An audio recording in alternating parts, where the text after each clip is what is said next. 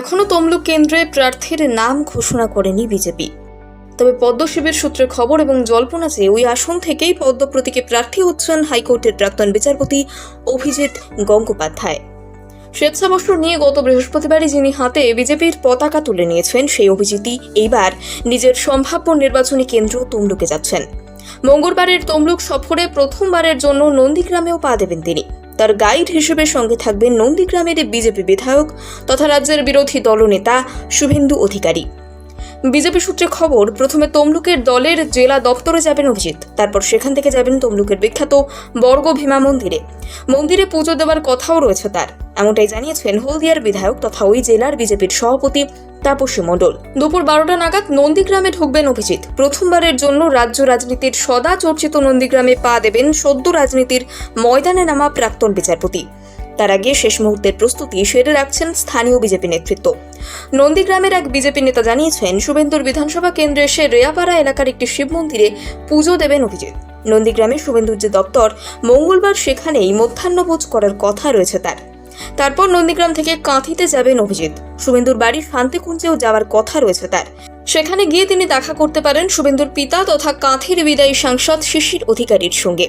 তার তমলুক সফর নিয়ে অভিজিৎ একটি জনপ্রিয় সংবাদ মাধ্যমকে বললেন, প্রথমবার যাচ্ছি নন্দীগ্রামে।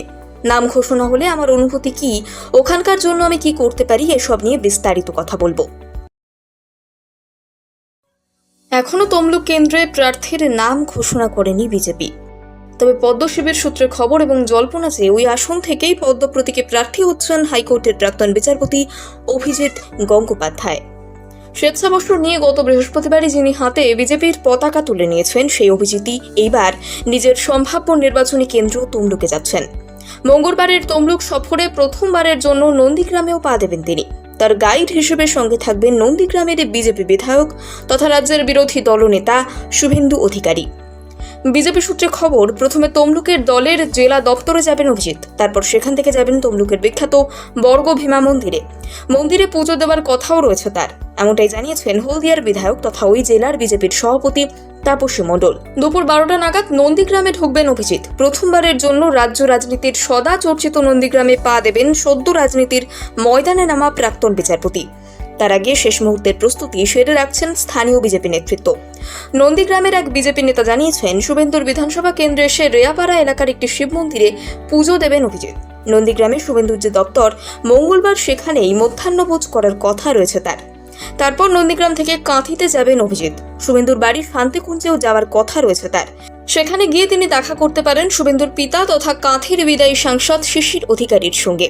তার তমলুক সফর নিয়ে অভিজিৎ একটি জনপ্রিয় সংবাদ মাধ্যমকে বললেন, প্রথমবার যাচ্ছি নন্দীগ্রামে। নাম ঘোষণা হলে আমার অনুভূতি কি, ওখানকার জন্য আমি কি করতে পারি, এসব নিয়ে বিস্তারিত কথা বলবো।